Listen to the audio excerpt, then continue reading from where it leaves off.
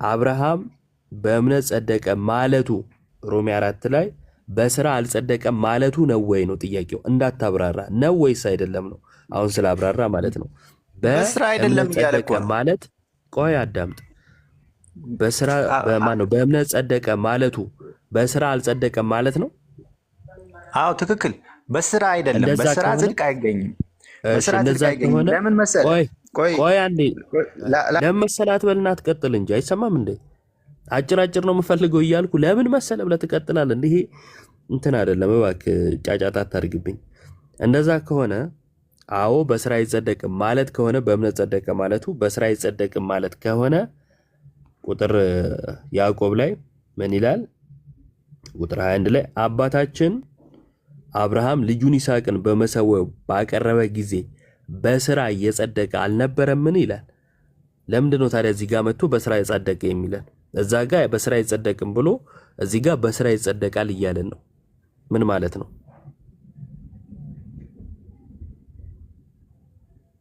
ናሆም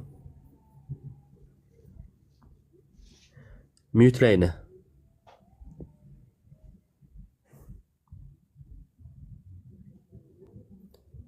እኔ አልሰማም እንዴ ጋይስ? አለ ብሮስኪ ይሰማል። ናሆም ነው ሚዩት ሆኖ ቀረው። ኦኬ ሶሪ፣ ሚዩት መሆኔን አላወኩም። እያወራው ነው፣ እየነገርኩ ነበር እኮ። እሺ ቀጥል፣ የጠየቅኩን ከተረዳ።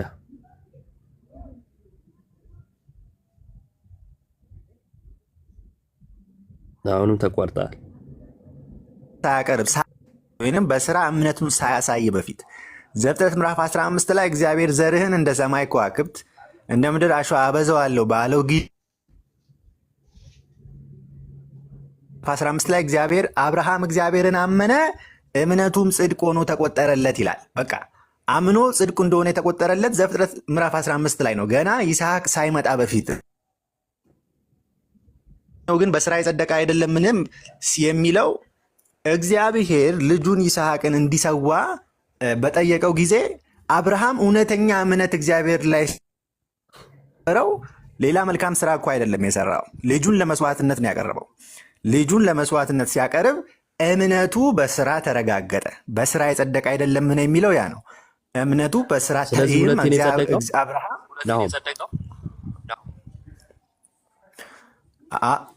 ይሄ ጸደቀ የሚለው ቃል ያዕቆብ ላይ ያለው እምነቱ በስራ መረጋገጡን የሚያሳይ ነው። እምነት ሁልጊዜ እውነተኛ እምነት በስራ የሚረጋገጥ ስለሆነ ማለት ነው። አይልም የሚለው በስራ ጸደቀ ነው። የኔ ጥያቄ ሁለቴ ነው ወይ የጸደቀው ነው? በስራ የጸደቀ አይደለም እና አሁን ዘፍጥረት ምዕራፍ 15ን አትቀበልም? ዘፍጥረት ምዕራፍ 15 ላይ ያለውን ገላትያ ምዕራፍ 3 ላይም ተጠቅሷል። አንዴ አትቀበልም ወይ አትበለኝ። ራስን የጠቀስከው ራስህ ለምትፈልገው ዓላማ ጠቅሰህ መተህ ደግሞ እኔን አትቀበልም አትበለኝ።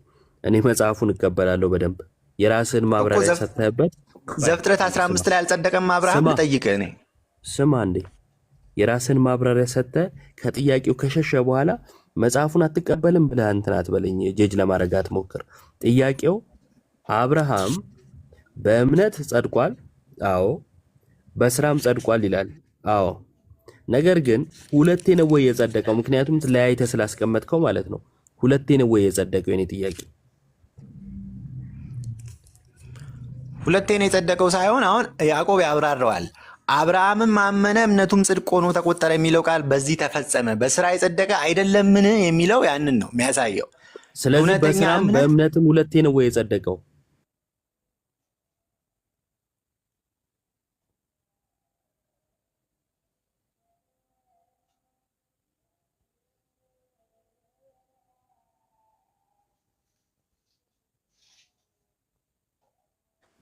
እኮ በቃ ካወቅከው ይኸውልህ ጸደቀ ነው የሚለው። እሺ ቆይ አንዴ፣ እምነት ይቀድማል ስራ?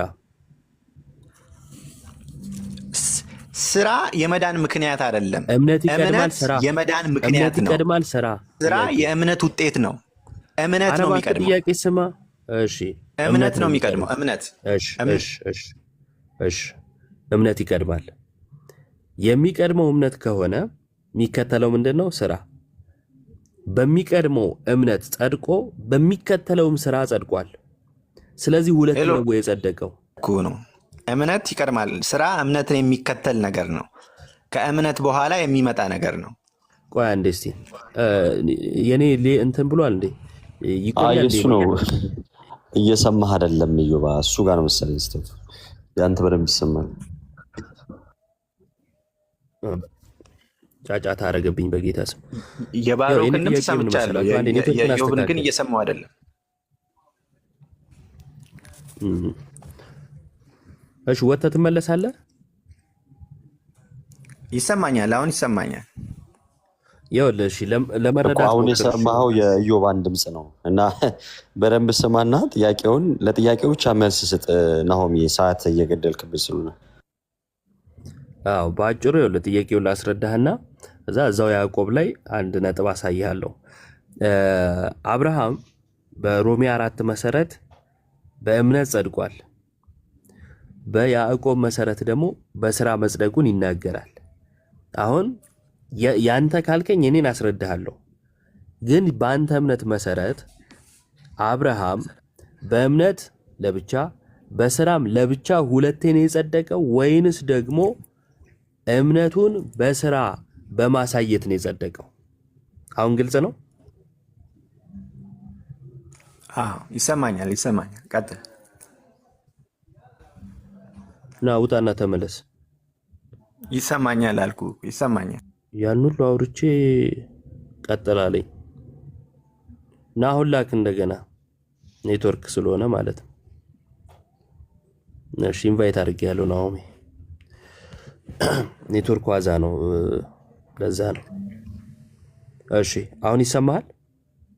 ይሰማኛል። አዎ ይሰማል። ጥያቄን ሰምተኸኝ ነበር? አዎ ሰምቻለሁ። እሺ ከሰማኸኝ መልስ። አሁን አንተ እያልከኝ ያለው በእምነቱ አብርሃም በእምነቱም በስራውም ነው የጸደቀው ነው እንደተረዳሁት ከሆነ። እምነቱም ስራውም ለጽድቁ ያስፈልጋሉ። በእምነቱ ብቻ አይደለም፣ ሲያምን አልጸደቀም ማለት ነው። እንደዛ አይነት ሀሳብ ነው አላልኩም እያቀረብክ ያለ። እኔ ምንም ሀሳብ አላቀረብኩም፣ ጥያቄን የጠየቅኩ አንተን። እሺ እንደገና ልጠይቀኝ ትችላለህ? ይቅርታ። እሺ እኔ ጥያቄን የጠየቅኩ ሮሜ 4 ላይ አብርሃም በእምነት እንደጸደቀ ይናገራል፣ እውነት ነው። ያዕቆብ ላይ ደግሞ ልጁን በመሰዊያው ባቀረበ ጊዜ በስራ እንደጸደቀ ይናገራል፣ እውነት ነው። ሁለቱንም እቀበላለሁ። አሁን የኔ ጥያቄ ምንድን ነው? እምነትና ስራ የጊዜ ልዩነት እንደመኖሩ የሚቀድምና የሚከተላለ ስላልከኝ ማለት ነው። እንደመኖሩ ሲያምንም ለብቻ መጽደቅ ሲሰራም ለብቻ መጽደቅ ሆኖ ሁለቴን የጸደቀው ወይንስ እምነት ብቻ ሳይሆን ስራም አስፈልጎት እምነትና ስራን አብሮ በማድረግ ነው የጸደቀው? እምነት ብቻ ሳይሆን። እሺ ቀጥላው። አሁን የአንተ ጥያቄ ትክክል አይደለም። ሁለት አማራጭ ብቻ ነው የሰጠኸኝ ከዚህ ከሁለቱ እንዳልወጣ ማለት ነው። ነገር ግን እኔ የምለው ነገር ምንድን ነው? ሁለት ጊዜም ጸደቀ አይደለም፣ ሁለት ጊዜም አይደለም የጸደቀው። እንደገና ቀጥሎ ያልከውም ነገር አይደለም ትክክለኛው ነገር ብዬም ቀጥሎ አሁን ያወራኸው ነገር አለ አይደለ? እሱም አይደለም እኮ። ምንድን ነው ያልኩት? ቀጥሎ ያወራሁት በእምነቱ ጸደቀ፣ በእምነቱ ባመነ ጊዜም ጸድቋል፣ በሰራም ጊዜ ጸድቋል ነው ያልከኝ አይደለ? አይደለም። ቀጥሎ ያወራሁት እሱ አይደለም። ምንድን ነው ቀጥሎ ያወራሁት? ወይስ ለእምነት ለጽድቅ ሁለቱም ያስፈልጋሉ ነው ያልከኝ? እምነትም ስራም ለጽድቅ ያስፈልጋሉ። አዎ እምነት ብቻ ሳይሆን ስራም አስፈልጎት እምነትን ከስራ ጋር አብሮ አድርጎ ነው የጸደቀው። ይህን ጥየቁ።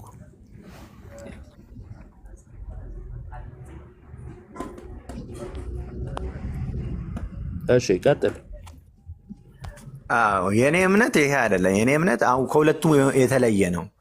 እምነት ጽድቅን ያመጣል ነው። ጽድቅን ያመጣል። የእውነተኛ ጽድቅ ደግሞ መለወጥን ያመጣል።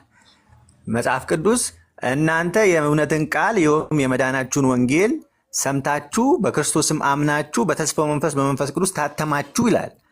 ሰው ሰምቶ ሲያምን በመንፈስ ቅዱስ ይታተማል፣ በመንፈስ ቅዱስ ይለወጣል። ወንጌልን ሰምቶ ያመነ ሰው፣ በፍጹም ልቡ ያመነ ሰው ይለወጣል። መለወጥ አለ።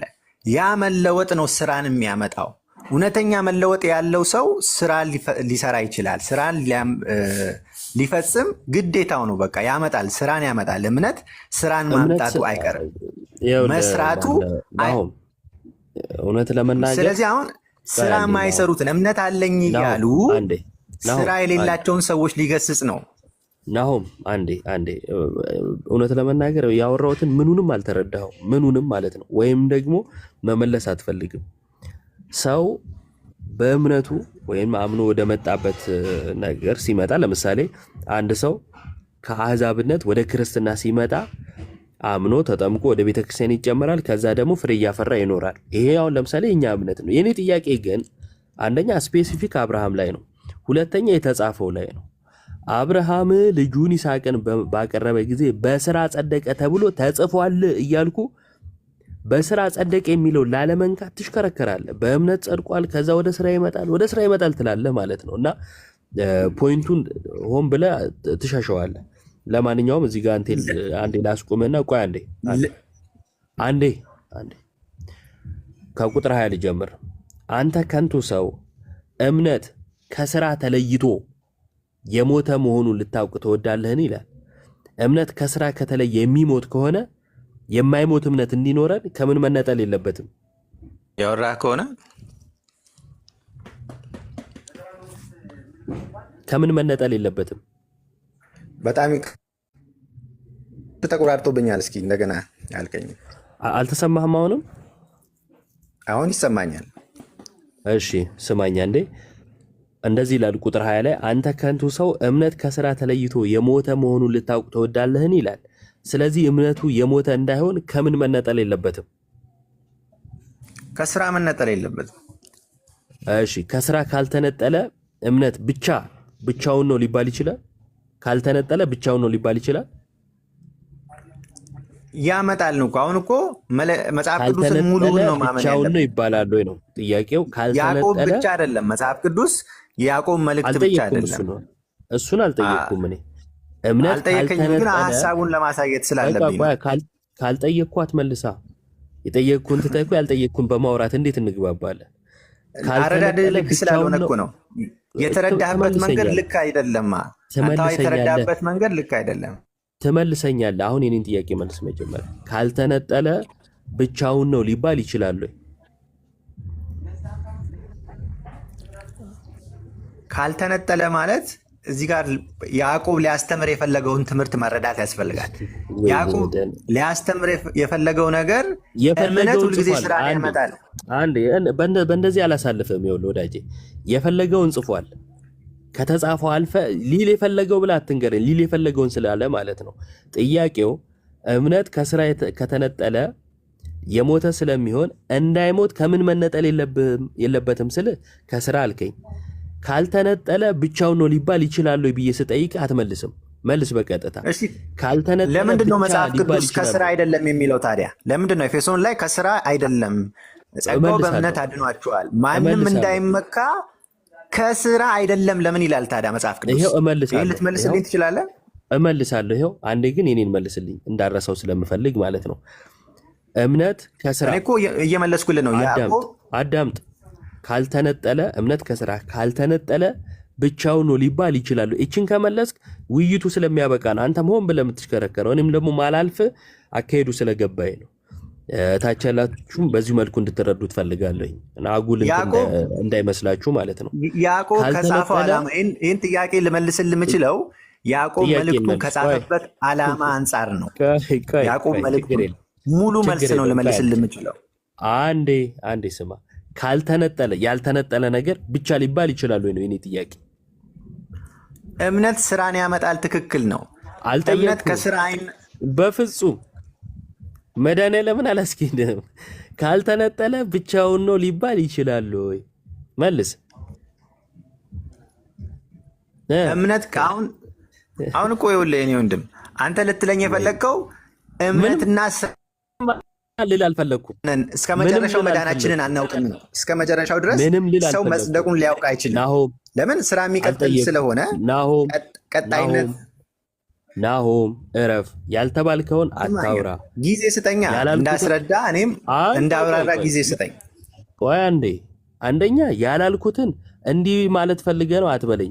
ማለት ስፈልግ እላለሁ። እሺ ባለሙሉ መብትም አፉም ስላለኝ እላለሁ። ማለት እድል እየሰጠኝ አንዴ ጥያቄን የጠየቅኩ እኮ ጥያቄ ላለመመለስ እየተሽከረከርክ ጊዜ ስጠኝ ትላለህ እንዴ? ይኸውልህ ምንም ማብራሪያ አልሰጠውም። እኔ አሁን ጠይቄሃለሁ። እንዲህ ልትል ፈልገ ነው ብለህ እንዳትቀጥል እሺ። የጠየቅኩ እምነት ከስራ ከተነጠለ እምነት በቁጥር 20 መሰረት ነው የጠየቅኩ። እምነት ከስራ ተለይቶ የሞተ ስለሚሆን የሞተ እንዳይሆን ከምን ጋር መነጠል የለበትም ብዬ ስጠይቅ ከስራ ጋር አልከኝ። ስለዚህ ማይነጠል ከሆነ ብቻውን ሊባል ይችላል ወይ?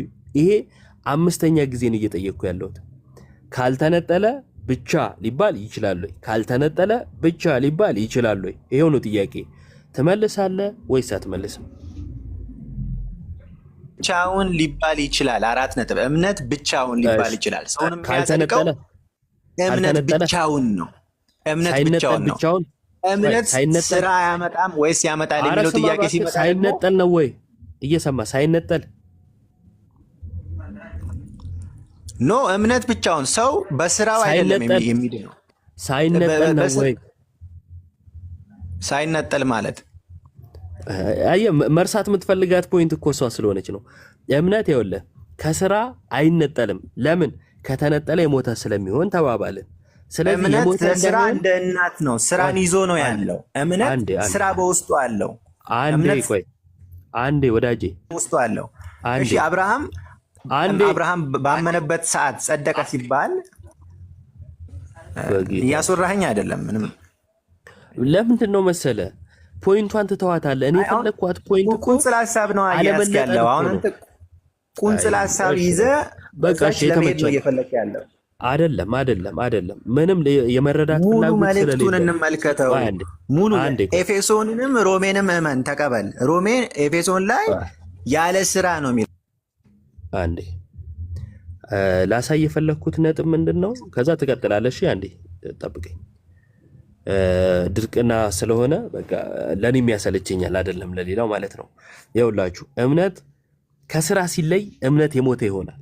ስለዚህ የሞተ እንዳይሆን ከምን መነጠል የለበትም ስለው ከስራ አለኝ። ካልተነጣጠለ 2 ነገር አለ ማለት ነው። እሺ አይነጣጠልም ካልኩኝ ስለ 2 ነገር እያወራው ነው። አንድ ነገር በራሱ ሲንግል የሆነ ነገር አይነጠልም አይባልም። ስለ ሲንግል ነገር መነጠል አለመነጠል አይወራም።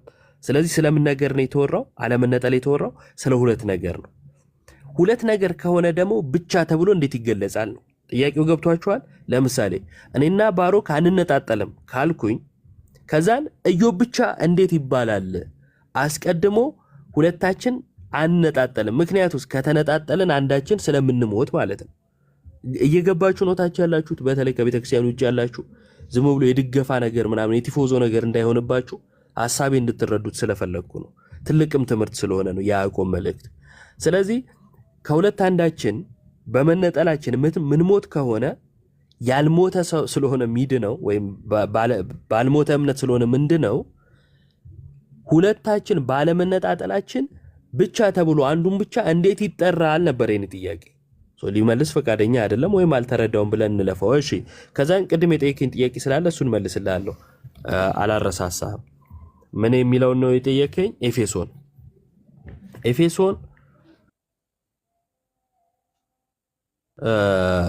2 ላይ ምን ይላል? አንድ ላንብብላችሁ፣ ከዛ ወደ ያዕቆብ እንመለሳለን። እንዳይረሳብህ ስለፈለኩ ነው። እሺ ጥያቄ ኤፌሶን 2 ቁጥር 8 ጸጋው በእምነት አድኗችኋልና ይህም የእግዚአብሔር ስጦታ ነው እንጂ ከእናንተ አይደለም፣ ማንም እንዳይመካ ከሥራ አይደለም። ይቀጥልና እኛ ፍጥረቱ ነንና እንመላለስበት ዘንድ እግዚአብሔር አስቀድሞ ያዘጋጀውን መልካሙን ሥራ ለማድረግ በክርስቶስ ኢየሱስ ተፈጠረን ይላል። ተመልከቱ፣ የዳነው በምንድን ነው? በጸጋው። ጸጋው በምን በኩል? በእምነት በኩል መጽሐፉ የሚነግረን ማለት ነው። ከዛስ ከእናንተ አይደለም ይላል። ክርስቶስ መጥቶ ስለኛ እንዲሞት እኛ ያደረግነው ነገር የለም እያለን ነው። አሜን። እኛም የምናምነው እንደዛ ነው። በእኛ ስራ በእኛ ልፋት ክርስቶስ መጥቶ ሰው ሆኖ እንዲሞት አድርገነዋል ብለን አናምንም። በጸጋውን ሄዳን ነው። ስለዚህ ከእናንተ አይደለም ማለት ትክክል፣ ከስራ አይደለም ትክክል። ኢኒሻል ሳልቬሽን የመጀመሪያው ድህነት ክርስቶስ ስለኛ ሞቶ የሰራልንን ስራ አምነን በጥምቀት በኩል ደግሞ ከእርሱ ጋር አንድ በመሆን የምናገኘው ድህነት ስለሆነ የሚነግረን እርሱ ነው። ከዛስ የተፈጠርነው ግን ልክ እንዲህ የዳን ነው ማለት ነው። እንዴት አምነን በጥምቀት ክርስቶስን በመልበስ የዳን ነው። ግን ለምንድን ነው የሚል ያለው? ኤፌሶን ላይ ጥምቀት የሚል አለ ወይ? ላቁም። አሳያለሁ። ወንዴት ወደ ጥምቀት ወሰድከው? ጸጋው በእምነት አድኗችኋል፣ ማንም እንዳይመካ ከስራ አይደለም ነው የሚለው። እሺ አንዴ ልጨርስና አሳያለሁ። እሱ ጥምቀት ለምን እንደሚያስፈልግ ማለት ነው። አንዴ ግን ልጨርስልህ። ከዛ ምን ይላል? በዚህ በኩል ከዳንን በኋላ በየት በኩል? በክርስቶስ በሰራለን ስራ አምነን በጥምቀት ክርስቶስን ከለበስን በኋላ ወይም የቤተ ክርስቲያን አባል ከሆንን ወደ ቤተ ክርስቲያን ከተጨመርን በኋላ ግን ከኛ ምን ያስፈልጋል? ፍሬ ማፍራት ያስፈልጋል። ለምን? የተፈጠርነው ራሱ አለ ዳግም የተፈጠርነው ማለት ልጅነትን ያገኘ ነው የዳን ነው ማለት ነው። እኛ ፍጥረቱ ነንና እንመላለስበት ዘንድ አለ እግዚአብሔር አስቀድሞ ያዘጋጀውን መልካሙን ስራ ለማድረግ በክርስቶስ ኢየሱስ ተፈጠርን ይላል። ስለዚህ የተፈጠርንበት ዓላማ ይሄ ነው። ጥምቀት ኬት መጣ? ያመነ ማርቆስ 16 የተጠመቀም ይድናል። ሮሜ 6 ከክርስቶስ ከሞትና ከትንሣኤው ጋር አንድ እንሆን ዘንድ እንደተጠመቅን አታውቁምን? ገላትያ 3:26 ላይ የተጠመቅን ሁላችን ክርስቶስን ለብሰነዋል። ይኸው ጥምቀት ያስፈለገው በዚህ ምክንያት ነው። ተመለሰልህ ነው? በፍጹም የሚገናኝ ነገር አይደለም ያወራው። ምኑን ያልተገናኘው? ጸጋን ነው አሁን ወደ ጥምቀት ልትወስደው የፈለግከው አንተ። እንዴት ጸጋ ወደ ጥምቀት ሊሄድ ይችላል? አሁን እኮ መልአኩ ማርያምን ሲናገራ ጸጋን የሞላብሽ ምንድን ነው? ስለ ጥምቀት እያወራ ነው አይደለም። ጸጋ የእግዚአብሔር አቅም ነው፣ ከእግዚአብሔር ዘንድ የሚሰጥ ነፃ ስጦታ ነው። ነፃ ስጦታ በምን በኩል ትቀበለዋለህ? ለምሳሌ በእምነት በኩል የምትቀበለው ነፃ ስጦታ የሚያድን የሚለውጥ አዲስ ሰው የሚያደርግ የሚያምነው አማን ወንጌል የተሰበከለት ሰው ነው። የሚያምነው ወንጌል የተሰበከለት ሰው ነው። እሺ አንድ እየሰማኝ አንተ አምነህ ማለት ክፍተትን ልሸፍንልህ ማለት ነው። አንተ አምነህ ጸጋውን በእምነት በኩል መቀበል እምነቱን አንተ ማመን ጸጋውን አልተቀበልክም ያሰኛል። በማመኔ ጸጋን እቀበላለሁ፣ ያ ጸጋ ያድነኛል፣ ከዘላለም ጥፋት ያድነኛል። ኧረ እባክህ ጥያቄ ሰምተህ መልስ። እኔ እንዴት ነው ህይወትን ያሰጠኛል? ለእኔ ጥያቄ ከመመለስ ይልቅ የራስህ ወሬ እንዴት ይወራል?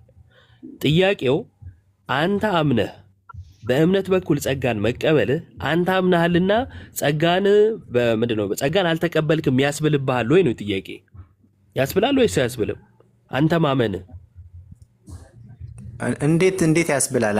አምኜ ጸጋን እቀበላለሁ በማመን በቃ ቆይ አንዴ ካላስባለ እኛ ተጠምቀን በጥምቀት በኩል ከክርስቶስ ጋር አንድ መሆን ጸጋ አይደለም እንዴ? ከክርስቶስ ጋር አንድ መሆን ዳግም መወለድ አንድ መሆን አይደለም እንዴ? ጸጋ ትርጉሙ ምን ማለት ነው? ጸጋ ቆይ አንዴ ወዳጄ ልክ ማስረጃ የማይገናኝ ነገር አገናኘ እኮ አንተ። የማይገናኝ ነገር ነው ያገናኝ። አንዴ ልጅነት የእግዚአብሔር ስጦታ ነው ወይንስ ደግሞ የኛ ስራ ነው? ዳግም መወለድ የእግዚአብሔር ልጆች እንድንሆን አስቀድሞ ወሰነን ይላል መጽሐፍ ቅዱስ። ዳግም መወለድ የኛ ስራ ነው ወይስ የእግዚአብሔር ስጦታ ነው ነው ጥያቄው? የእግዚአብሔር ስጦታ ነው። እሺ የእግዚአብሔር ስጦታ ነው አይደል? ጸጋ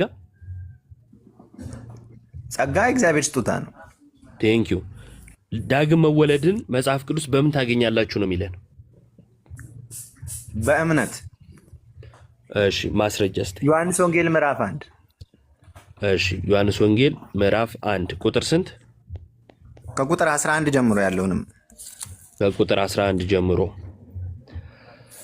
እሺ የእርሱ ወደ ሆነው መጣ፣ የገዛ ወገኖቹ አልተቀበሉትም። ለተቀበሉት ግን በስሙ ለሚያምኑት ለእነርሱ የእግዚአብሔር ልጆች የሆኑ ዘንድ ስልጣን ሰጣቸው ይላል።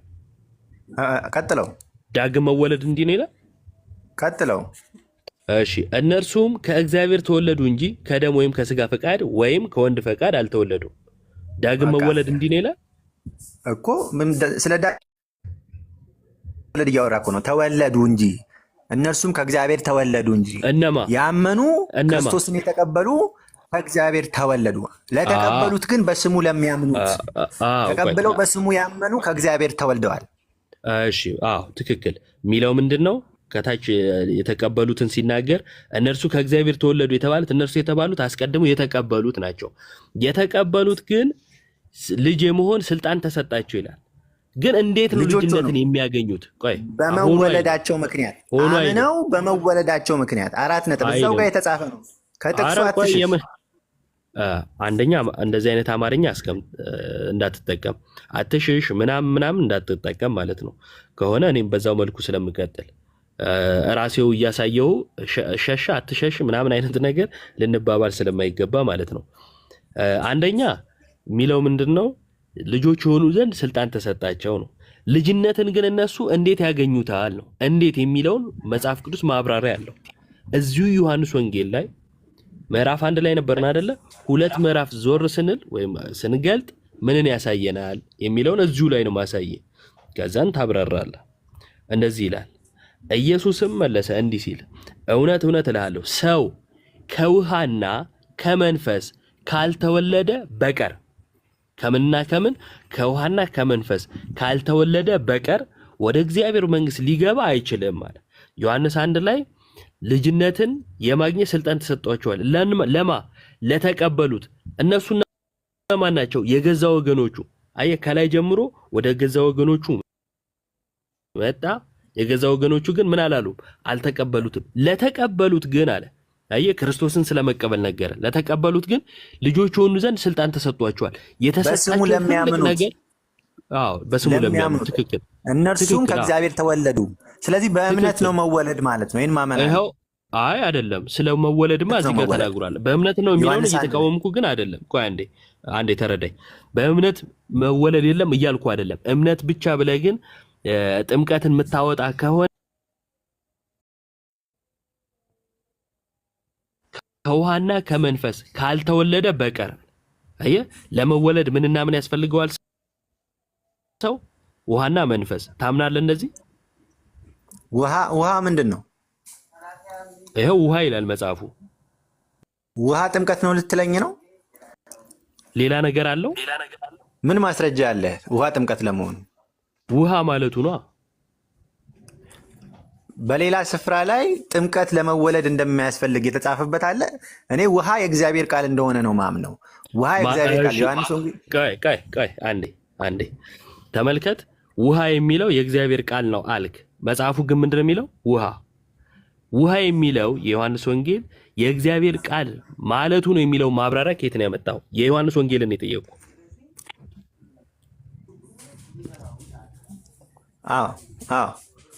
አንተ ማስረጃ ዮሐንስ ወንጌል ውሃ ማለቱ የእግዚአብሔር ቃል ማለቱ ነው የሚለው። ውሃ በመጽሐፍ ቅዱስ ውስጥ እንደ እግዚአብሔር ቃል የተመሰለበት። አሁን ለምሳሌ ዮሐንስ ወንጌል ምዕራፍ 15 ቁጥር 1 ላይ ከሰማችሁት ቃል የተነሳ ንጹሐን ናችሁ ይላል። ከሰማችሁት ቃል የተነሳ ንጹሐን ናችሁ። አሁን እባክህ የዮሐንስ ወንጌል እዛ ጋር የሚያወራው ስለሌላ ነው፣ ስለ ውሃ አይደለም። እዛ ጋር የተብራራው ሌላ ጥቅስ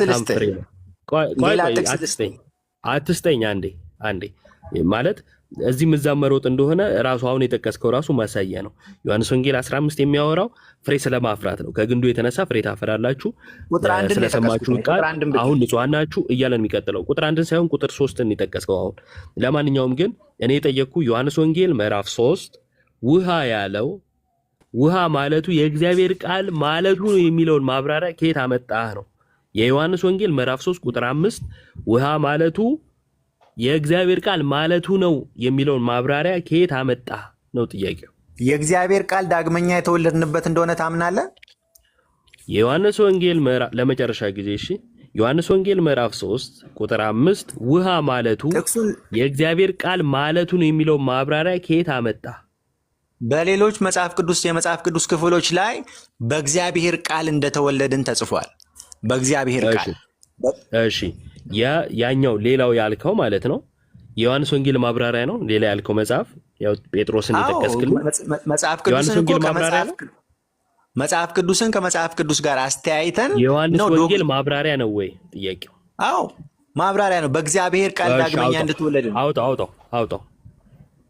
ዮሐንስ ወንጌል ማብራሪያ ነው የሚለውን ታስነብበኛለህ ከመጽሐፉ ላይ? አንደኛ ጴጥሮስ ምዕራፍ 1 ቁጥር 23 ላይ እሺ፣ ቆይ አንዴ። በእውነተኛ ዘር ከማይጠፋ ዘር አንዴ አንደኛ ጴጥሮስ ምዕራፍ 3 ላይ ምዕራፍ 1 ቁጥር 3 ቁጥር 23 አንደኛ ጴጥሮስ ምዕራፍ 1 ቁጥር 23። እሺ፣ ዮሐንስ ወንጌል ማብራሪያ የሚለው የቱ ጋር ነው? ማብራሪያ ሳይሆን ትምህርት ነው። ትምህርትን ስንመሰርት ጥቅሶችን እያየን ነው፣ ትምህርቶችን እያየን ነው። ሌሎ አንዱን ትምህርት ከሌላው ትምህርት አዎ ያልከኝ እያዳመጥክ አሁን እኮ ዮሐንስ ወንጌል ማብራሪያ የሚለውን መጀመሪያ ያሳይ። ኧረ እባክህ ተረጋጋ። ዮሐንስ ወንጌል ማብራሪያ የሚለውን አሳይ። የዮሐንስ ወንጌል ማብራሪያ ነው የሚለውን እባክህ አሳይ። አንዱ የእግዚአብሔር ቃል ለሌላኛው የእግዚአብሔር ቃል መፍቻ እንደሚሆን አታምንም? የዮሐንስ ወንጌል ማብራሪያ ነው የሚለውን አሳየኝ። እንዴት ማብራሪያ ነው ልል ይችላል? መጽሐፍ ቅዱስ እርስ በርሱ የሚስማማ እንደሆነ አታምንም? ኮንሲስተንት መሆኑን አታምንም? ቅድም እኮ መጽሐፍ ቅዱስ እርስ በርሱ የሚስማማ ነው። አንዱ መጽሐፍ ለሌላኛው መጽሐፍ አንተ ማብራሪያ እየሰማኸኝ ብቻህን በተከታታይ አታውራ እባክህ። እንዴ ይኸውልህ ቅድም ምን አልከኝ? የዮሐንስ ወንጌል ማብራሪያ ነው አዎ አልከኝ። አዎ ማብራሪያ ነው ካልክ እስቲ ማብራሪያ ነው የሚለውን አሳየኝ አልኩ። እንደዛማ ከሆነ በአንተ አካሄድ እኮ ይኸውልህ መጽሐፍ ቅዱስ እርስ በርሱ ይስማማል። አዎ ይስማማል። ስለዚህ ለምሳሌ የተወለዳችሁት ከማይጠፋው ከእግዚአብሔር ቃል ነው የሚለውን ውሃ ማለቱ ነው ብዬ ከዛን ወደ ዮሐንስ ወንጌል ወስድህና ማለት ነው ይኸው ውሃ እልሃለሁ። እንዴ አይ ያ ሌላ ነው ይሄ ሌላ ነው የምትለኝ ከሆነ አይ ይብራራል እዛ ቃል ማለቱ ውሃ ማለቱ ነው እልሃለሁ። አይደለም የምትልበት ምንም አይነት ማስረጃ አይኖርህም ወደዛ ወደዚህ ከማለት ውጪ ማለት ነው። አየህ ለምትፈልገው ዓላማ መጽሐፉን እንደፈለክ የምታረክ ከሆነ ምን ይሆናል ማለት ነው? በአንተ መንገድ ሰዎች ሲሄዱ መልስ የምታጣ ይሆናል። መጽሐፉን እንደፈለጉ የማንሻፈፍ ችግር ይሆናል ማለት ነው። ስለዚህ እኔ ጠየቅኩ ዮሐንስ ወንጌል ምዕራፍ 3 ላይ ውሃ የሚለው አይ የእግዚአብሔር ቃል ነው አልክ። ማስረጃ አለ ሆይ? የዮሐንስ ወንጌል 3 የተብራራበት ስል ይሄው የዮሐንስ ወንጌል ማብራሪያ ነው አልክ። ይሄኛው ራሱን የቻለ የጴጥሮስ መልእክት ነው። የራሱ አውድና የራሱ ትርጉም ያለው ማለት ነው። የዮሐንስ ወንጌልም ራሱን የቻለ መጽሐፍ ነው። እንግዲህ የመጽሐፍ ቅዱስን ታሪክ የምታውቅ ከሆነ ማለት ነው። አሁን ማስረጃ ልታመጣልኝ ቢሆን ደስ የሚለኝ ምንድን ነው? ከዮሐንስ እግር ስር ቁጭ ብለው የተማሩ ለሐዋርያቱ ቅርብ የነበሩ ዮሐንስ ወንጌል ምዕራፍ 3ን ከውሃ ውጪ ማለት ከጥምቀት ውጪ የእግዚአብሔር ቃል ነው ወዘተ ብለው የፈቱ የቤተክርስቲያን አባቶች ካሉ ብታሳየኝ እጅጉን መልካም ነበር።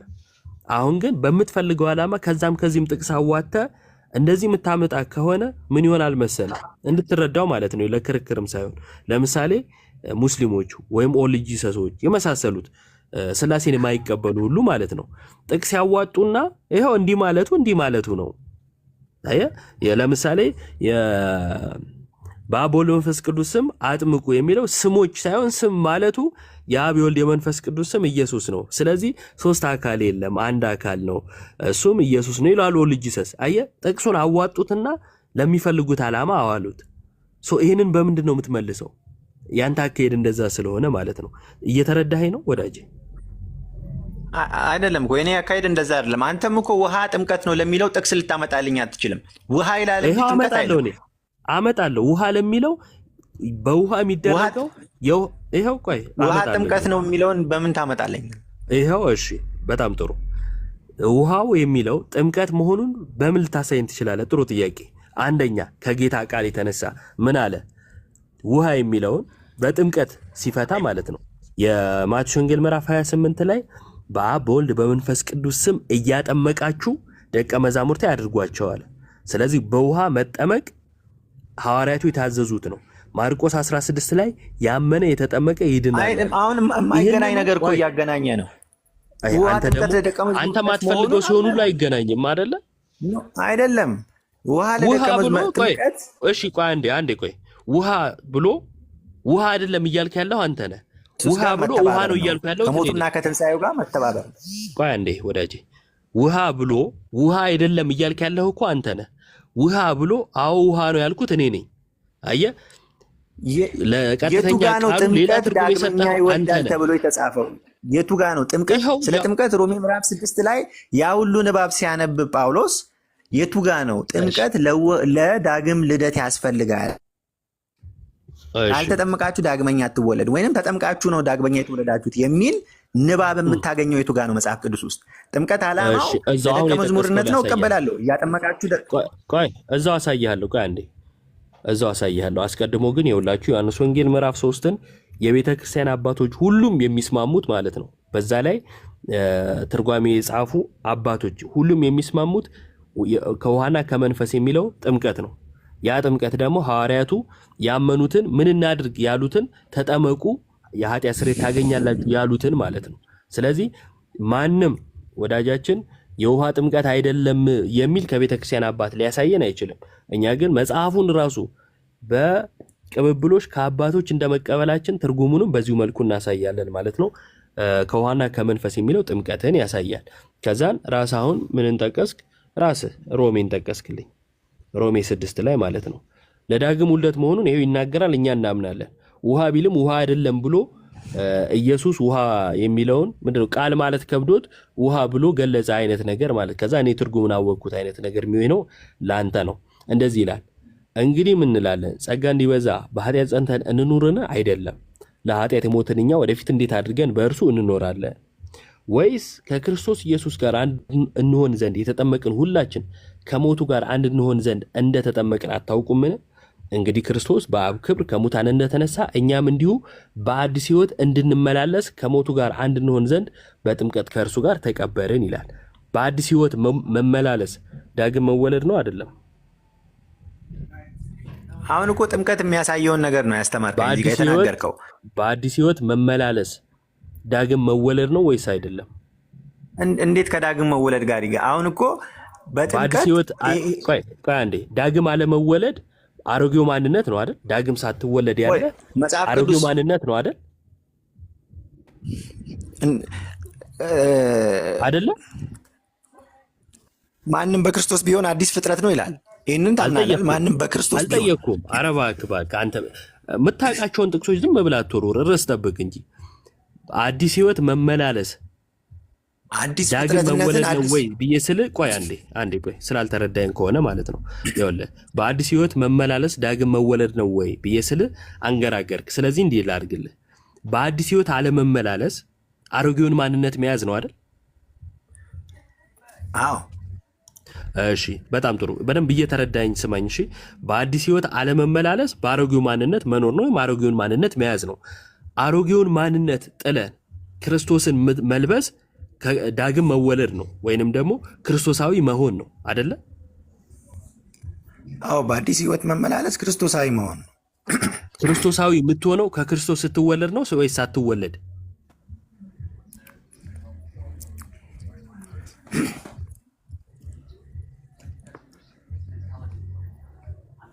ሰምተኛል?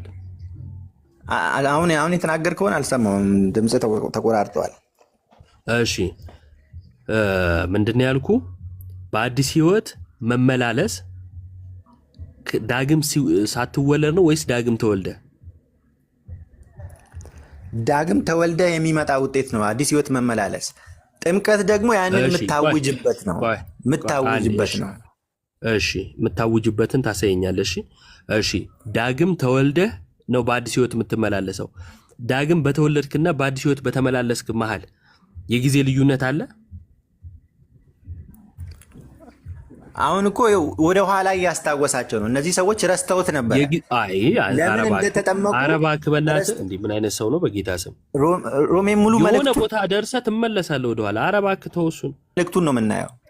ሙሉ መልእክቱን ነው ማየት ያለብን። ጥያቄውን መልስ ስናይ እናንተ እየተጠመቃችሁት ለዚህ እንደሆነ ምክንያቱ ለመጨረሻ ጊዜ ወዳጅ የሆነ ፖይንት ጋር ስትደርስ መልሰ እስካሁን እኮ ሙሉን አላልከኝም፣ እየመለስክ ነበር። ልክ ዋናዋ ነጥብ ጋር ስትደርስ ግን ወደኋላ ትመለሳል። እና እውነት ለመናገር አካሄድ በጣም ነው እንትን የሚለው። ይሄ ለእግዚአብሔር ቃል አለመታመን ይጎ ያለበት አካሄድ አትሄድ። ለእግዚአብሔር ቃል ታመን። ዳግም በመወለድና በአዲስ ሕይወት በመመላለስ መካከል የጊዜ ልዩነት አለ ወይስ የለም? ትመልሳለህ? ፋክት ስብ ያለው መግባት ከቻልክ ይሄው ዮሐንስ 3 ላይ መወያየት እንችላለን። ናሁም ማይክን አብራ።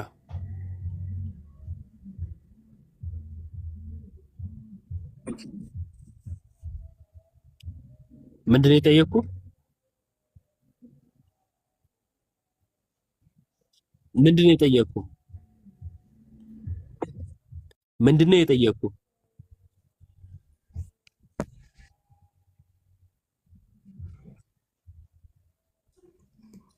ልደት ታዋራዋለህ ወይስ ላስወርደው? ወይ ባሩኪ ካዋላችሁት እኔ በቃኝ። እየተቆራረጠብኝ ስለነበረ ነው። ይቅርታ። ኧረ አስወጣው ዮባ። ምን አይነት ሰው ነው? በጌታ ሰው ዞሮ ዞሮ ሲመጣ የራሱ ነው ውስጣቸው ላለው ነገር ነው የሚያወሩት። አሸኛው ሊመልስ የነበረው ታዲያ ምኑ ነበረ? የሚገርመን እሱ እኮ ነው ጌታ። ሌላ ሰው ካላስገባ ከሌለ ማጠቃለያ ሰጥተህ ማለት ትችላለህ። ምን ሰምቶ ሊመልስ ነበረ? ግራ ገባኝ እኮ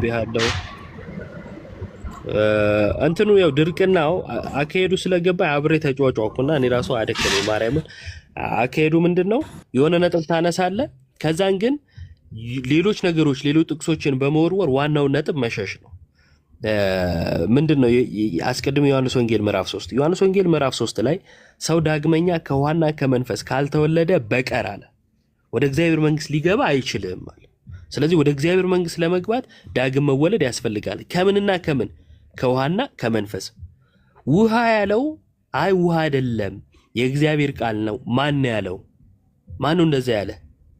አይ ከማይጠፋ ዘር ተወልዳችኋል ይላል እኮ አለ።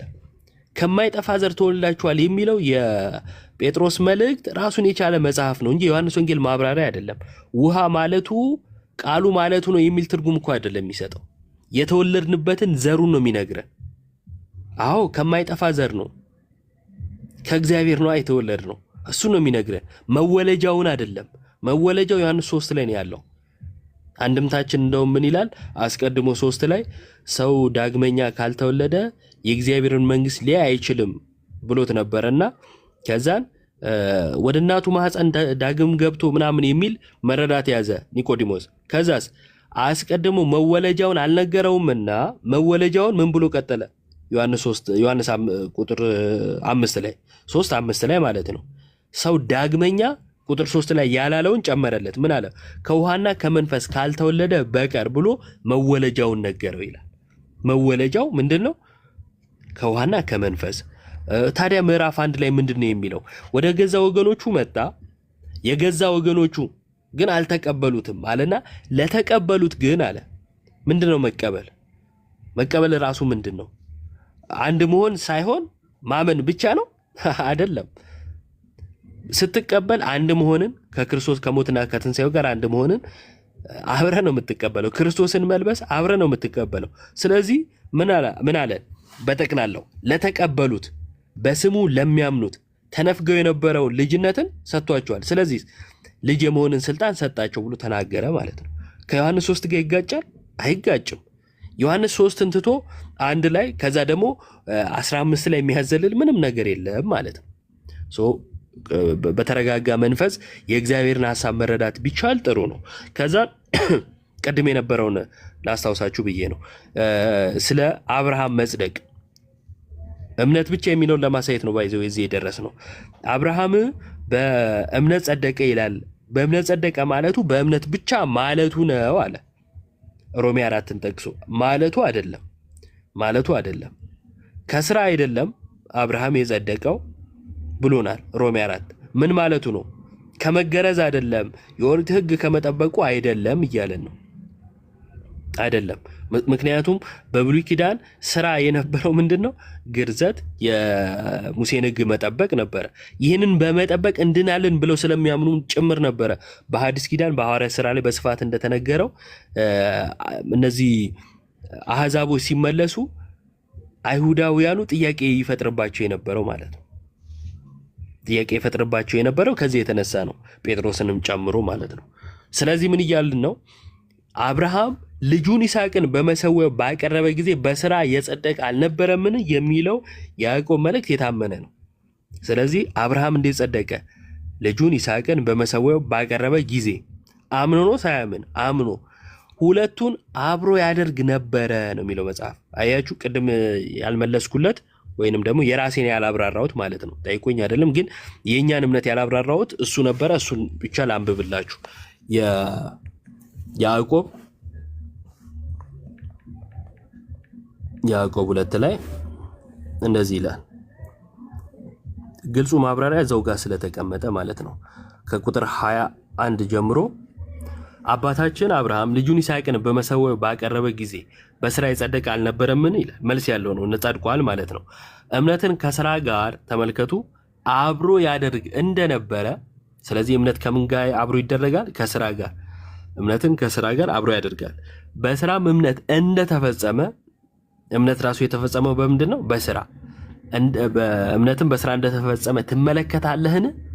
መጽሐፍም አለ አብርሃም እግዚአብሔርን አመነ ጽድቅም ሆኖ ተቆጠረለት ያለው ተፈጸመ፣ የእግዚአብሔር ወዳጅ ተባለ።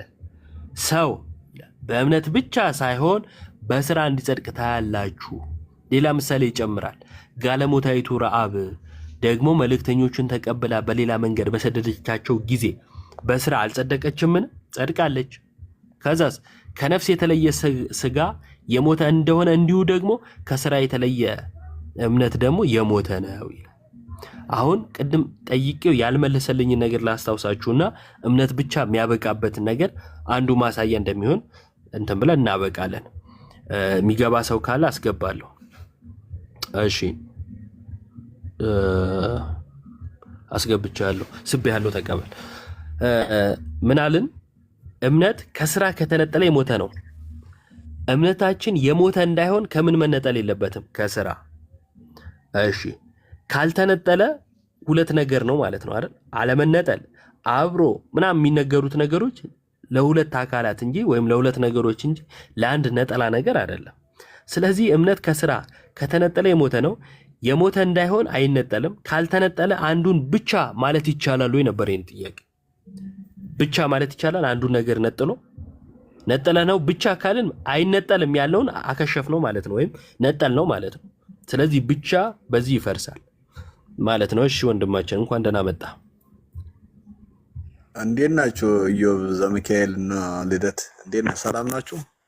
እግዚአብሔር ይመስገን። ልቦና ሰፊ ነው። በስመ አብ። ያ ልጅ እኮ እኔ በእርግጥ ኦርቶዶክስ ነኝ፣ ያው ብዙ ላታውቀኝ ትችላለህ። አይ ቅድም ዲያቆን ዘማርያም ያው የስራ ባልደረባይም ነውና በደንብ በቅርብ እንተዋወቃለን። እየሰማኋችሁ ነበረ ለረጅም ሰዓት። ዛሬ ትንሽ እረፍት ስለነበርኩ ይሄ ናሆም ያለው ልጅ ማታ የሆነ ቦታ ተገናኝተን ነበርና በነገራችን ላይ እንትን አትበሉ ማለት አሁን አንዳንድ ጊዜ እንዴት መሰለ፣ አሁን እሱ የሚረዳው የመጽሐፍ ቅዱስን ቅድም የመጀመሪያውን ጀምራችሁ እምነት ያለ ስራ እምነት ብቻ የሚለውን ነገር እነሱ ያሳዝናል እኮ አንዳንዴ። አሁን እምነት ያለ ስራ እዛው ላይ የነገረው አብርሃም እንዴት እንደጸደቀ ሁለቴ ነው ወይ የጸደቀው አንዴ ነው ወይ የጸደቀው የሚለውን ስትነግረው አይቀበልም ልጁ በታምር። እኔ ስለማውቀው ነው ከስር እየጻፍኩ ሁሉ ነበረ፣ ጊዜን አትፍጅ እያልኩ ነበርና ልጁ በተአምር ይሄ ናሆም የተባለው ማታ የሆነ ቦታ አግኝቸው የተወሰነ እንትን ብዬው ነበርና ብዙ ጊዜ ይጽፋል አየዋለሁ። ከዛ ያስኩትና ትናንትና ፈጽሞ መጽሐፍ ቅዱስን የመጽሐፍ ቅዱስ ቤዝመንትን ሊረዳ የሚፈልግ ሰው አይደለም እና በጣም ጠመም ያለ የኤልፈዲስ እና የማርቲን ሉተር መርፌ የተወጋ ስለሆነ እንደዚህ አይነት ነገር ላይ ብዙ ጊዜ መፍጀቱ አያስፈልግም። መጽሐፍ ቅዱስ ለመማማር የመጣ ሰው ተረድቶ አስረድቶ ቤዝመንቱን በደንብ ያውቃልና ከጥቅስ ከመናገር ውጪ ያንን የመጽሐፍ ቅዱስ አስተምሮ በተአምር እንደዚህ ነው ብትለው፣ አሁን ጥምቀትን እንኳን ኢየሱስ ክርስቶስ የሰው ልጆችን ሲያጠምቅ ራሱ ሲጠመቅ እንኳን በምን እንደተጠመቀ ፈቃደኛ አይደለም። ለምን እንደሆነ ታውቃለህ? ስለማይቀበሉት እኮ ነው። አሁን ውሃ እንግዲህ የእግዚአብሔር መንፈስ እንኳን በውሃ ላይ አረፈ ይላል። አሁን ይሄን ራሱ መነሻው ምንድን ነው? ይሄንን አሁን እኛ ኦርቶዶክሳውያን ጥምቀትን እንዴት አድርገን ያመነ የተጠመቀ ይድናል፣ ያላመነ ይፈረድበታል፣ የሰው ልጅ ከውሃና ከመንፈስ ካልተወለደ የሚለውን እግዚአብሔር ውሃን የተጠቀመበትን መንገድ ፈጽሞ ማወቅ አይፈልጉም። መቀበልም ማመንማ ከባድ ነው። ማወቅ ራሱ አይፈልጉም። ጥመቱ ከዛ ስለሚጀምር ብዬ ነው። ስለዚህ አሁን አንተ ስለ ጥምቀት ብታስረዳው እሱ አይቀበልም። ሚሊዮን ጥቅስ ከመጽሐፍ ቅዱስ ብታመጣለት አይቀበልም። እዩባ ጨርሳችኋል ወይስ ሌላ የገባ ሰው አለ? እስቲ ምናልባት ፍሬ አለ። ወደ ሀሳቡ እንግባ፣ አንድ ነገር እንዳይደጋገም። ወንድማችን ያው ጊዜ እናመሰግናለን። መሀል ላይ ሀሳብ ስለሰጠ ግን ቶሎ ተወያይተን ምናምን እናውቃለን እኮ እነሱ በአንድ ቀን ለማሳመን አይደለም። በእርግጥ ከእነሱ ጋር የምንከራከረው ግን ከታች ሌላ የሚማር ሰው ስላለ ያንን ለማድረግ ነው። እኔም መንገድ ላይ ስለሆንኩኝ እዮባ ካለ እሱን አንድ ያስተናግዶና ከዛ እንጨርሳለን። እሺ ፍቅሬ እንኳን ደህና መጣ። ሁላችሁንም ሰላም ብያለሁ። እንዴት ናችሁ? አለን እግዚአብሔር ይመስገን። እንዴት አለ? የትኛው ሀሳብ ላይ ነው የምትቀጥለው? እኔ አሁን ስለ እምነት ነው። ስለ እምነት አሁን ስላነሳው ርዕሶች ማለት ነው። እሺ እምነት ብቻ የሚል የመጽሐፍ ቅዱስ ጥቅስ አለ? አዎ እምነት ብቻ ሲል በመጀመሪያ መነሳት ያለበት ሰው ያመነ የተጠመቀ ይድናል ሲል እምነት ብቻ የሚለው ጥቅሱን ምን እንመን? ጥቅስ ምን እንመና? አይ እምነት ብቻ የሚለው ነው መጀመሪያ። ምን እንመን? ጥምቀቱ ቀጥሎ ነው አይደለ? አይ አይደለም፣ ቆይ እሱ ሁለተኛ ጥያቄ ነው። አይ አንደኛው ጥያቄ እምነት ነው አይደለም? ቆይ አንዴ ፍቅሬ፣ እምነት ብቻ የሚለው ትምህርት ነው፣ የፕሮቴስታንት ትምህርት ነው አይደለ? ፌዝ አሎን የሚለው እምነት ብቻ የሚለው ከዛ ምን እንመን ከእምነት ብቻ ከሚለው ቀጥሎ የሚመጣ ጥያቄ ነው። እንዴት ይሆናል? ምን እንመን የሚለው ማለት ነው። ቆይ አይደለም፣ መጀመሪያ ግን እምነት ብቻ የሚለው የትኛው የመጽሐፍ ቅዱስ ጥቅስ ላይ እንዳለ ንገረኝ እኮ። እምነት ብቻም ቢሆን እምነት ምን እንመን? እሱ ነው። እሱን ካወቅን በኋላ ወደ ጥምቀቱ እንሄዳለን። አይ አይደለም፣ ጥምቀት አይደለም የጠየቅኩህ፣ እምነት ብቻ የሚለውን የጠየቅኩህ ነው እኮ። ምን እንመን? እምነት ብቻ ለማለት እኮ ያመንነው ማወቅ አለብና አይደለም ብቻ። አይ አይወለ ፍቅሬ፣ እኔ እንትን አታርግብኝ፣ ጭቅጭቅ አታርግብኝ። ይዘህ የመጣኸው አንዴ ፍቅሬ እባክህ ተው በእናትህ፣ ጭቅጭቅ አታርገው። ምን እንመን የሚለውን ብቻ ለማውራት እንደገባህ አውቃለሁ። ከጅምሩ ኮሜንት ላይ ስትቆይ አንዴ እሱን ይወል። አይ ፍቅሬ በእናትህ ትልቅ ሰው እኮ ነህ። እኔ ካንተ ጋር እንትን ማለት አልፈልግም። ተው፣ እችን ብቻ ለማውራት እንደመጣህ አውቃለሁ። ለዛ ነው ከጅምሩ እንድታሳይ የምፈልገው። እምነት ብቻ የሚለውን የመጽሐፍ ቅዱስ ጥቅስ ታሳየኝና እምነት ብቻን ካነበብን በኋላ ምን እንመን የሚለውን ደግሞ ቀጥሎ የምንሄደው ማለት ነው። ስለዚህ እባክህ እምነት ብቻ የሚለውን ጥቅሱን ንገረኝ። ማይክን አንሳና እምነት ብቻ የሚለውን ጥቅስ። አዮ አንተ በምትፈልገው አቅጣጫ ሰው እንዲሄድልህ እያደረክ ነው። እምነትና ጥምቀት ተቀምጠውልናል አይደለ? ጥምቀትን አላነሳውም። ይድናለሁ። በቃ ይኸውልህ የማንግባባው እዚህ ላይ ነው። የሆነ ነገር አላነሳውም ጥምቀትን እኔ። ስለዚህ ነው ላወራ የምፈልገው። ጥምቀት ካላነሳ በእምነት ስለሚገኝ ጽድቅ ነው ላወራ የምፈልገው። እምነት ብቻ የሚለው መጽሐፍ ቅዱሳዊ ነው ወይ? መጽሐፍ ቅዱስ ላይ አለ ወይ ስል አዎ አልከኝ። አዎ ጥቅስ ሳይሆን ታሪክ አለ። የአብርሃም ታሪክ አለ። እሺ የአብርሃም ታሪክ እምነት ብቻን ያሳያል? አዎ ያሳያል። እሺ ያዕቆብ ላይ ስላለ እዚሁ ላንብልህ እንደ አጋጣሚ ማለት ነው። የአብርሃምን ስለሚናገር እንዲህ ይላል፣ አባታችን አብርሃም ልጁን ይስሐቅን በመሰዊያው ባቀረበ ጊዜ በስራ የጸደቀ አልነበረምን ይላል። ቃል በቃል ስለሌለ ህይወት አለን ያለን ህይወቱን እያየን ነው። በስራ ጸደቀ እያለ ነው አይደል ፍቅሬ? በስራ ጸደቀ እያለን ነው። አዎ ግን አብርሃም እንደሚጸደቅ ታምናለህ? ያይ እዛ ጋር ያቀረበው አብርሃም የእምነት እንደሚጸደቅ ታምናለህ? የጽድቅ ስራ ነው። በስራ እንደሚጸደቅ ታምናለህ ወይ? እምነቱን በስራ ገለጠው። እዛ ጋር እኮ ይኸውልህ በስራ እንደሚጸደቅ ታምናለህ ወይ? እንዴ አንተ በምትፈልገው መልክ እኮ አይደለም እንድመልስ እኔም እድል ስጠኛ። እኔ እኮ ጥያቄ ነው የጠየቅኩ፣ መልሱን መች ተናገርኩ? እኔ በስራው አይደለም የጸደቀው፣ የእምነቱ ውጤት ነው እዛ ጋር የታየው። እሺ በስራ አይደለም የጸደቀው። እሺ አንዴ ለብዙሃኑ ሰዎች እንትን ልበል ላሳይ እኔ። እሺ ተመልከቱ፣ እዚህ ጋር ምን ይላል? እምነት ነው ላይ እንደዚህ ይላል፣ አባታችን አብርሃም ልጁን ይስሐቅን በመሰዊያው ባቀረበ ጊዜ በስራ የጸደቀ አልነበረምን? እሱ ግን ምን አለ? በስራ አልጸደቀም። መጽሐፉስ በስራ ጸድቋል። ከዛስ እኮ ተረዳው አልጸደቀም ብለህ ተቃውሞ ተረዳው። ቆይ አብርሃም የጸደቀው ይስሐቅን ያቀረበ ጊዜ ነው ወይስ ከእንትን ከኡር ከምድረ በዳ በወጣ ሰዓት ነው? አንተ እነኝን ሁለቱን ለይልኝ። ሁለቱን አንድ መሰዊያ ላይ ባደረገ ጊዜ ነው ጻድቅ የተባለው? አላስቀመጠም። ኧረ ያስቀምጣል። እኔ ደግሞ ይሄንን ላሳይ፣ እኔ ደግሞ አውጣው። እሺ ይሄንን ላሳይ። እሺ እዛው ላይ ማለት ነው ሮሜ 4 ላይ እንደዚህ ይላል። ሮሜ 4 ቁጥር 1 ጀምሮ እንግዲህ በስጋ አባታችን የሆነ አብርሃም ምን አገኘ እንላለን? አብርሃም በስራ ጸድቆ ቢሆን የሚመካበት አለውና፣ ነገር ግን በእግዚአብሔር ዘንድ አይደለም። መጽሐፍስ ምን አለ? አብርሃም እግዚአብሔርን አመነ ጽድቅም ሆኖ ተቆጠረለት ይልና ለሚሰራ ቆይ ስለ አብርሃም ልዘርዝርልህ። ይሄኛውን አስቀምጬ ማለት ነው። ይኸውልህ ለምን ታስቀምጣለህ? እንዴት ተቆጠረለት? ቁጥር 10 ላይ አንዴ እዛው ነው አይተም ባልልኩም። ቁጥር 10 ላይ እንዴት ተቆጠረለት? ተገርዞ ሳለ ነው ወይስ ሳይገረዝ? ተገርዞስ አይደለም ሳይገረዝ ነበር እንጂ።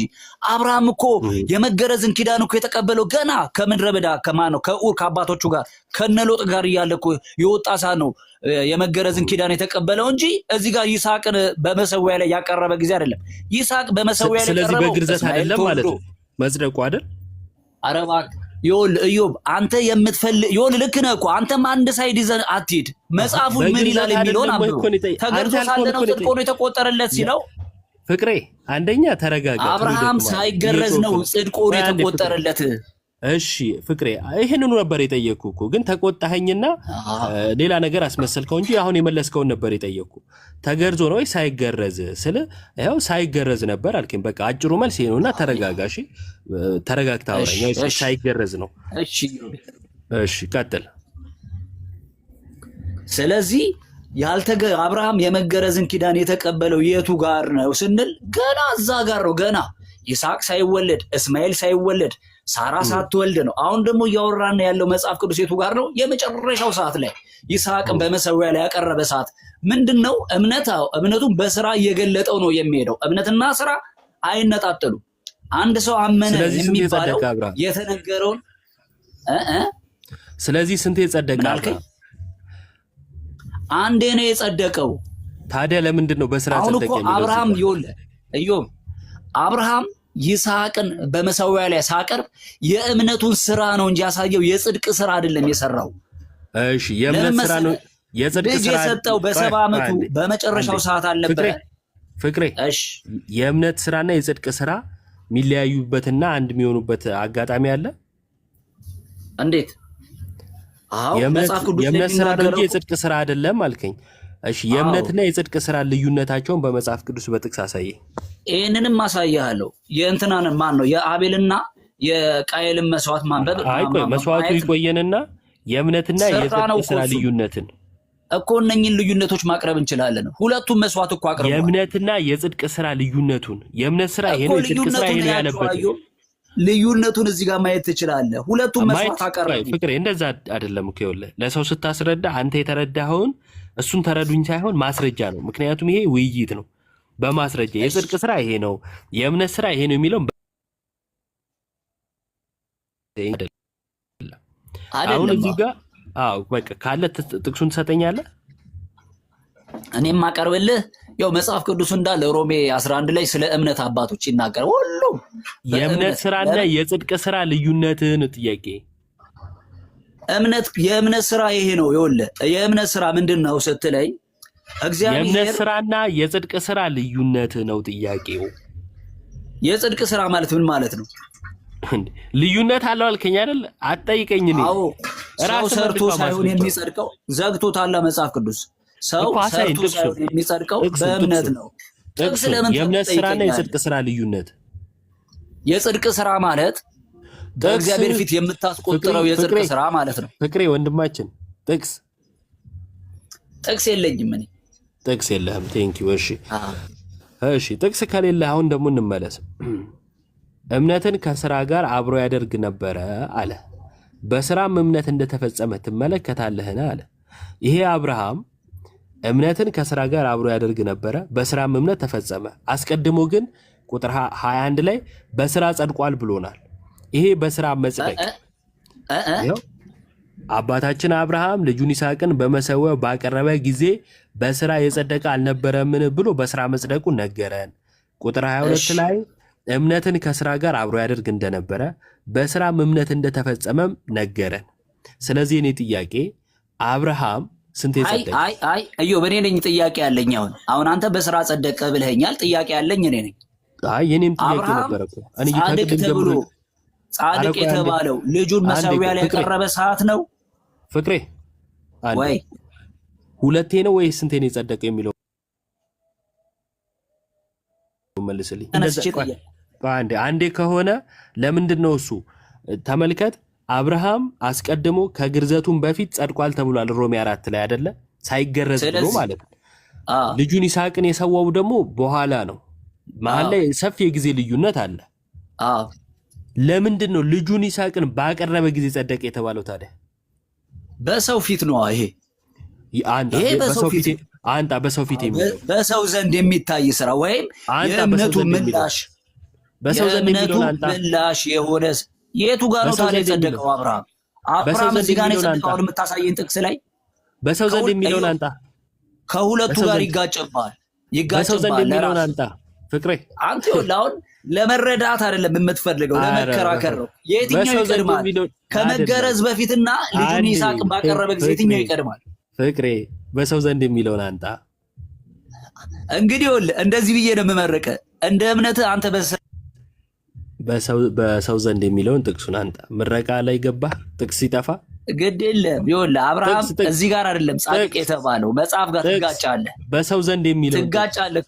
አሁን ፍቅሬ ተው እንጂ ጥቅሱን ስጠኝ። መጽሐፍ ቅዱስ ምታክ ከሆነ እምነትህ በመጽሐፍ ላይ የተገነባ ከሆነ ጥቅስ አንጣ።